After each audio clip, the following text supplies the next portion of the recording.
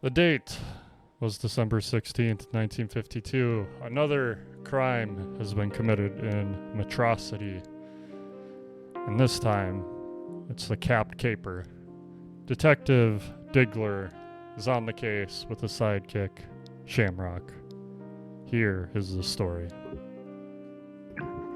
It was another cold December day.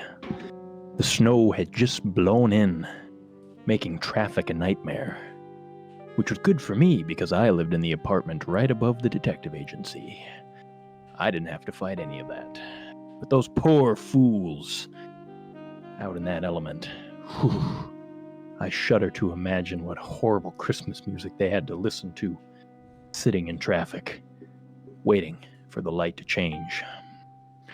I looked over at Shamrock. I was hoping it was going to be another relaxing day. No crazy shoe thieves to go after. No old ladies to beat to the store to buy the last fruitcake before they restocked. I asked Shamrock what he thought of this cold December weather. No, boss. It's kind of odd how I'm looking out at the street. There's a lot of people not wearing hats in this frigid temperature. Usually I see some kind of like beanie or some weird hat with some random Muppet character or something, but nothing that I can see in the blocks outside this frosted window. I noted that Shamrock was right. There were no beanies or weird Muppet characters, or even those strange hats with the cat ears and a face on them. Nothing. Nobody in this frigid cold weather was wearing anything to protect them from the elements. I scratched my own noggin in wonderment. Fortunately, or unfortunately for the two of us, it wouldn't be long before we found out about the capped caper. The door swung open with a fury that only my secretary Mary could summon when she was in a rush, or when she was about to miss the grocery store. Mr. Shamrock, Mr. Diggler, we've got a new case for you.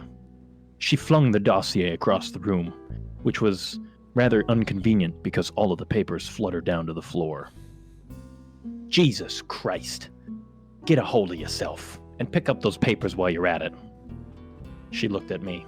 Well, how can I pick up the papers if I'm holding on to myself? I said, all right, I'll get it. Shamrock, grab the papers. Okay, boss. I grabbed the dossier out of Shamrock's hand. Give me the goddamn papers, Jesus. You gotta stop playing around with super glue on the weekends. Huh. Reports of a capped caper. What do you make of this, Shamrock? A report? Seems there's some supervillain running around the city, stealing everybody's hats right off their domes and running off with them into the snow flurries. God, the people of this city make me sick. What say you, Shamrock?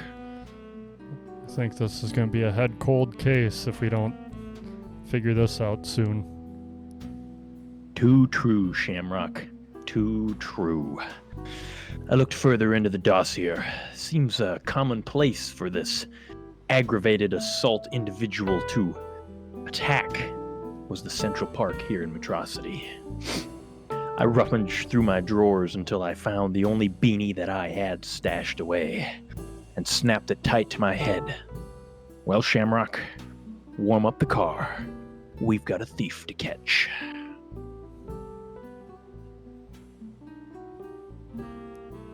Shamrock drove us to the Central Park.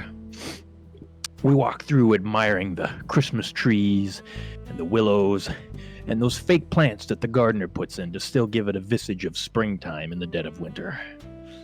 I'm not sure why. We found a nice, convenient-looking out in the open "I'm here, please rob me" bench and sat down. I took a long drag from my cigar.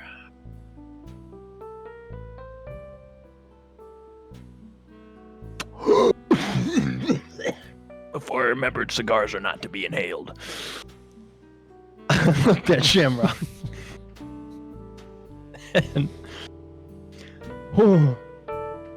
I asked to inquire what kind of hat he had found for such an occasion as the capped caper. It was a very strange-looking hat indeed. What is that, Shamrock? What are you wearing on your head? Cap I'm wearing. It is perfect for winter, but perfect for battle, as I do have Viking horns on top of this cap, just in case I get into a brawl and need a swift headbutt on any criminal. Yeah, it might hospitalize him, but he'll go down. Hey, sometimes fighting crime in this city, it ain't easy, and you gotta be prepared. I noted the year on the horns sticking out of Shamrock's helmet. 1948. A steer from a ranch in Texas. Can't make him any finer than that. Suddenly, in a flash, the helmet was gone, and I noticed my own wavy locks were flowing in the non-existent wind that was blowing from a fan just off stage left. He was fast. Faster than I'd ever seen before. Faster than fast. We never even saw him. In fact, all we saw was the flurries and the pitter-patter of his footsteps as he ran away. Shamrock, I think we're going to need to spring a trap to catch this guy. He's too quick for our eyes to see. He moves too fast. I didn't even catch what he was wearing, save for this scarf. Any ideas on any traps we can set for him, Shamrock? I'm not sure we're going to have the wherewithal to bring him down of our own wits without some help. I think I have the perfect idea. Let's hear it. Think we grab a bunch of caps that we can find, put a giant net underneath, cover it in snow, put the caps on top. As soon as he steps on it, we'll snap the trap on him. It's genius. Right out of the Fred Jones playbook. Scooby-Doo himself would be proud, even though I had no idea who that was, as it would be several years before such media was even invented. I wasn't even sure the words I myself was saying, but it sounded right in the moment. I looked at Shamrock. We needed to head for a hat maker in town, somebody who could really give us the goods, something that this poor soul was really after.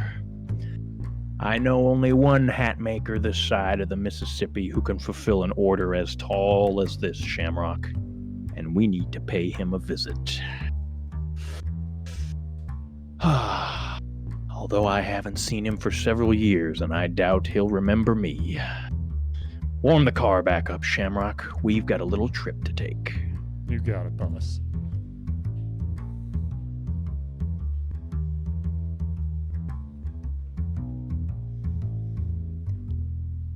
We got to the other side of town. The shop was an unconvincing little thing, nestled quaintly in between two massive factories churning out steel and the other one churning out butter. I don't know why. They just happened to be next to each other in that way. His tiny little shop, while unassuming, held a labyrinth of wonders for the noggin on the inside. All kinds of hats, top hats, bowler hats, regular beanies, flat caps, duckbill hats, Bowler baseball hats. caps, snapbacks. Ones of every kind. What a time in 1952. It's good to be here in a time when we've got so much variety in hats. I mean, clearly, the only way to express ourselves is with hats. After all, for our jobs, we gotta wear these regular black suits that have no color, no flair for the dramatic. I loved my hats, and I will be darned if I let this hat caper continue running about my city wreaking havoc. Shamrock, I'd like to introduce you to my old friend, Harry the Mad Hatter. Nice to meet you, Harry. And what brings your sorry hide into my shop today there, Diggler, and your new pal Shamrock? Might I ask, I haven't seen your sorry skin since you crawled out of here, 7 months ago, in shame because you couldn't afford any of the hats that I brought to you. Oh, I see you remember me, Harry.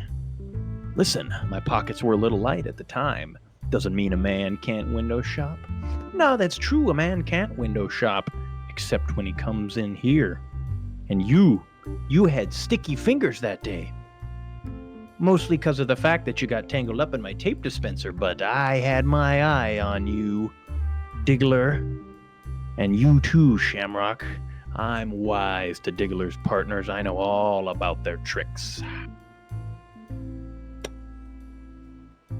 Don't worry about him, Shamrock.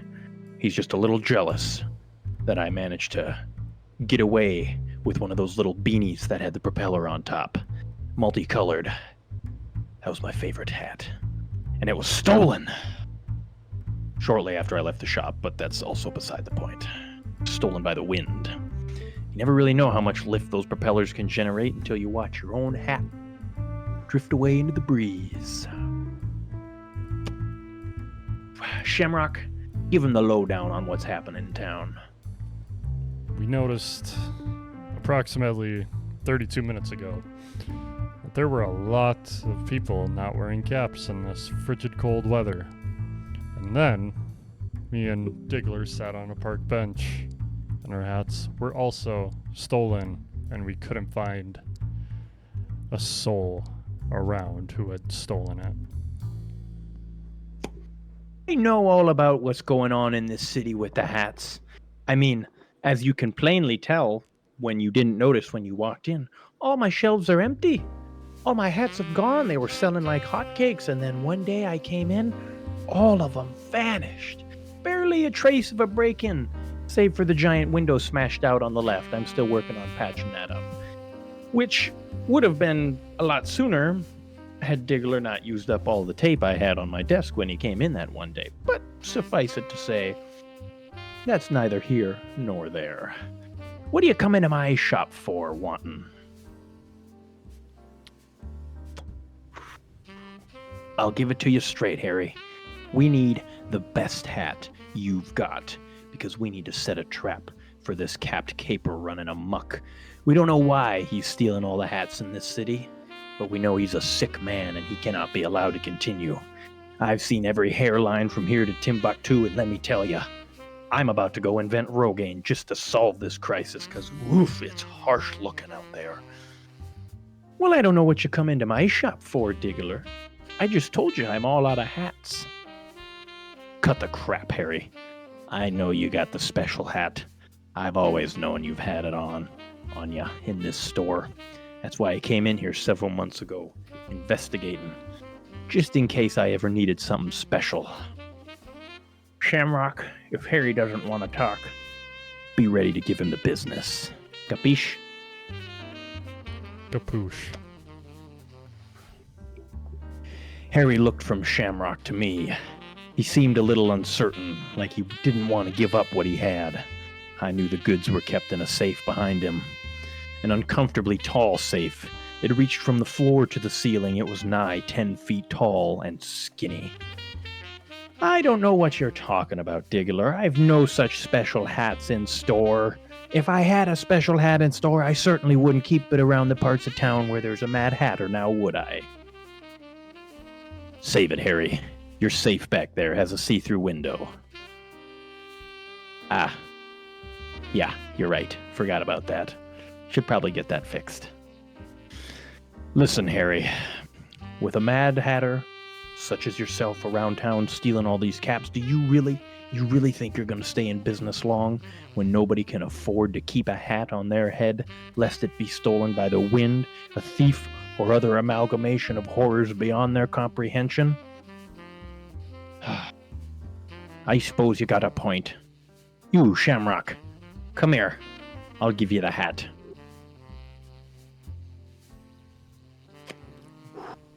Shamrock walked around the counter, over to the case.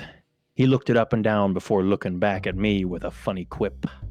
He always had a good one-liner ready for me. You know, the combination is written right on the door as well. We could have just come in here and unlocked it ourselves. Ha! And That's Shamrock. Always quick-witted. we definitely didn't need to threaten him, but I respect it, boss. Well, I know you, Shamrock. Always one for the fisticuffs. Plus, I wouldn't mind watching you punch Harry's lights out since, he got my hands all tangled up in that tape several months ago. Not exactly what I'd call a good character. Oh, and you're not so trustworthy yourself, Diggler. Fine. The combination, written on the side, is 1, 2, 3, 4, 5. It's the biggest top hat I've ever made. It's 10 feet tall, skinny. I made it for a fella out west by the name of Doug Dimmadome. Don't know what he needs a hat that big for, but, well, I've got to say, it's certainly a beaut if I've ever seen it. I don't know how it's managed to stay so locked up tight as of right now, but I guarantee whatever thief is out there, he's gonna want a hat of such importance, because as we all know, the bigger the hat, the more important you are. That's why I always keep my 10-gallon cowboy hat on me at all times. He pulled out what I assumed was a wallet and began unfolding it until he, in fact, was wearing a 10-gallon cowboy hat. Would you look at that, Shamrock? What do you make of that? A wallet cowboy hat. How is it fitting inside the wall? The ceiling height is only like 9 to 10 feet.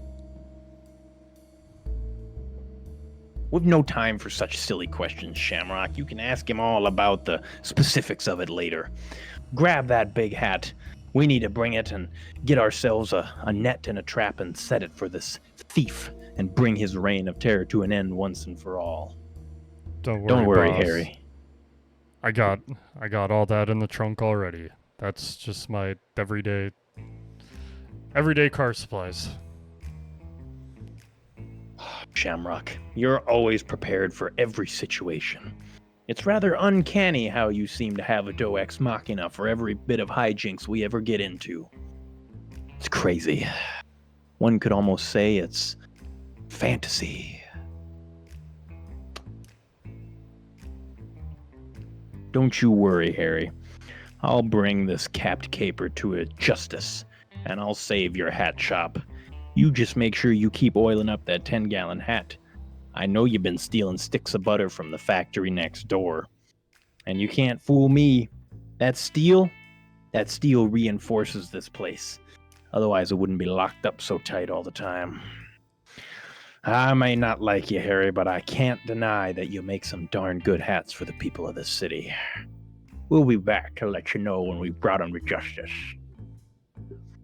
Shamrock, I'm going to assume the car's already warm, because I don't like the cold. The keys are in it, and they've been in it this whole time. Man, it's a good thing gas costs 28 cents a gallon. Couldn't afford to keep it running otherwise. It's a good thing we're after a hat thief and not a car thief. We loaded back up in the automobile and drove towards Central Park. Found a construction crew working off to the side. We approached them. We were going to need some heavy equipment to dig a hole to catch this thief. Excuse me, gentlemen. Might my compadre over there borrow that jackhammer for a little bit? We got to dig a hole to catch a thief. Without a word, he handed the jackhammer over to my partner, Shamrock. What do you think, Shamrock? Can you operate that bad boy and dig us a trench worthy of catching such a violent villain?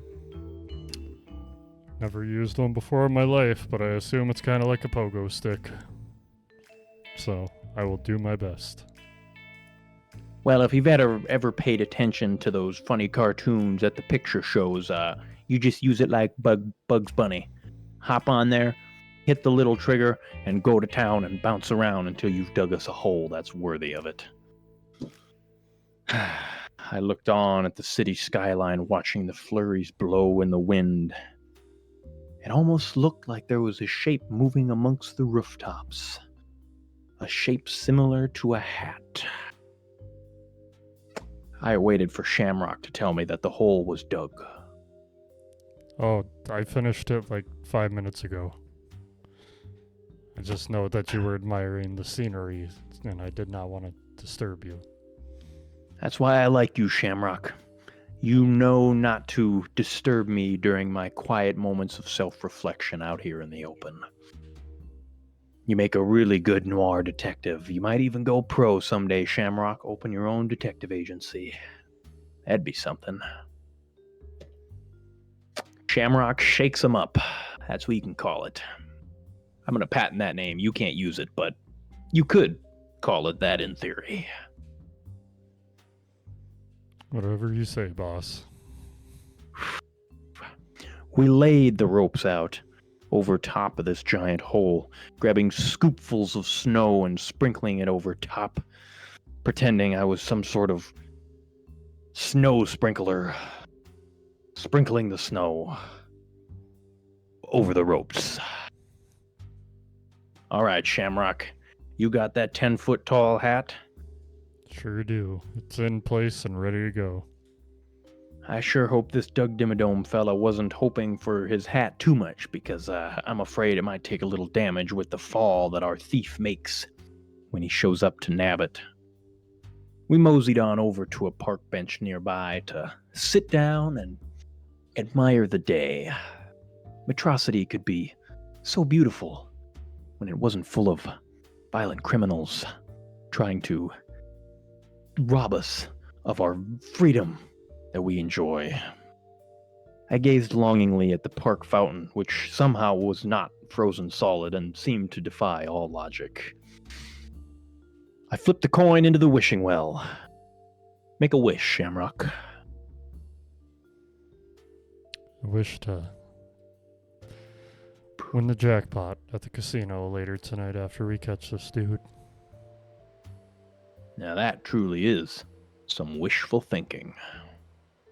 Just like that, in a flash, a loud commotion, snow flurries flew everywhere. We couldn't see a thing, not a thing.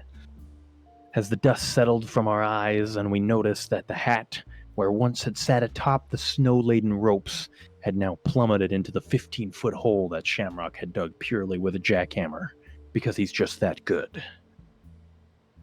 We peered over the edge, and there at the bottom sat a man in a black trench coat with no hat. Ah!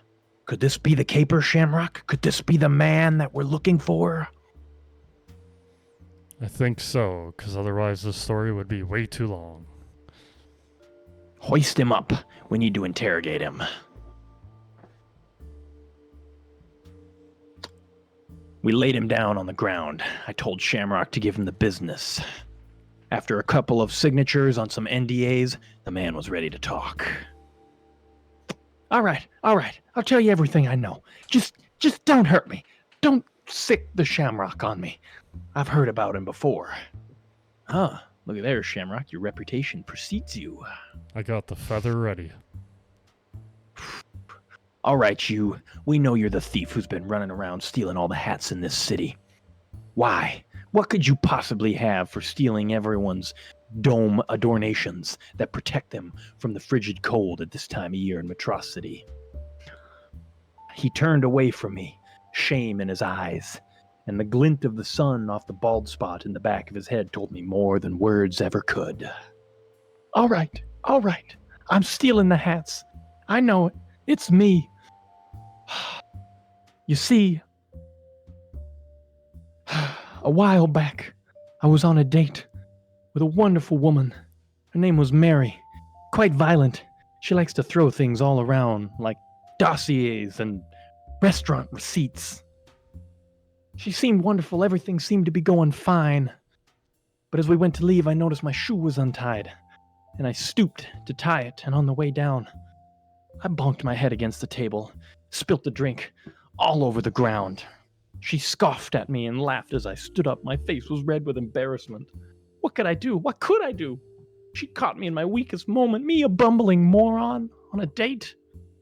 She laughed, told me maybe if I'd put on my thinking cap that day, I wouldn't do something so clumsy. Then she yanked me up by my arm, pushed me out the door. She gave me a tearful goodbye, and we went on our ways. And ever since then, I've been searching for that thinking cap.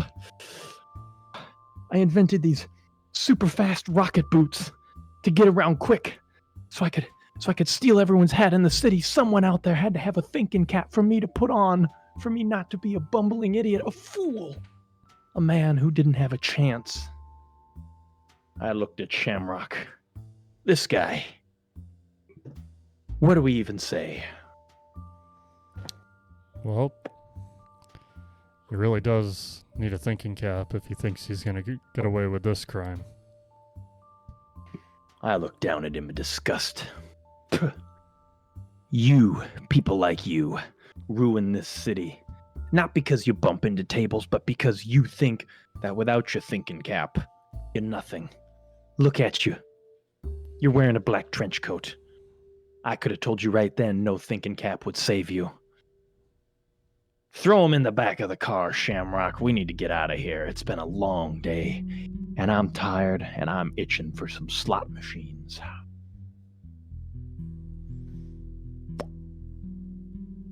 But one final question still remained. Where are all the caps in the city? All right, you got me. I've been hiding them in the butter factory, because I knew they'd be too slippery to grab if they were covered in butter. Nobody'd be able to get them out of there. God, you make me sick. Take him away, Shamrock. And with that, the mystery of the capped caper was solved. We eventually got the Metrocity PD down to the butter factory, and they found the hats, all looped up, sitting in a big slippery pile. Had to get a bulldozer to knock down the factory just to get the hats out of there.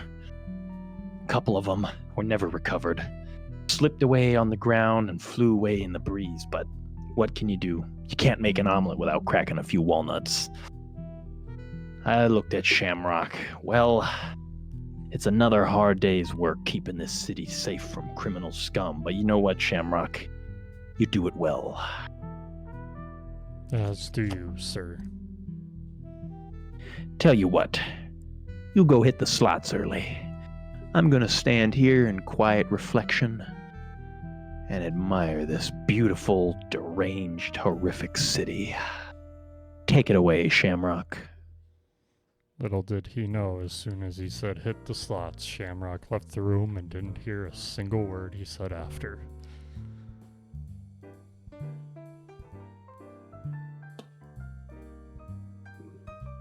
And that, ladies and gentlemen, is the story of Shamrock and Detective Richard Diggler in The Capped Caper. Thank you, everyone, so much for joining us on this wonderful improv story. I, myself, Richard Diggler, and Joe, your other host, as Shamrock. We do our best to do these stories off the cuff. The only thing that was not off the cuff was the name, our names, the city, and the date. 99% was improv. So if it's terrible, well, you know, We'll work on sometimes it. that's what you get. We're getting there little by little piece by piece. Stay tuned for next time on the adventures of Richard Diggler and his trusty sidekick, Shamrock. But thank you for BSing with us for second installment of the Detective Diggler series. Stay tuned for more, as Ian has said. Subscribe to become a bud today. We will see you next time when we catch our next criminal. And until then, Take her easy now.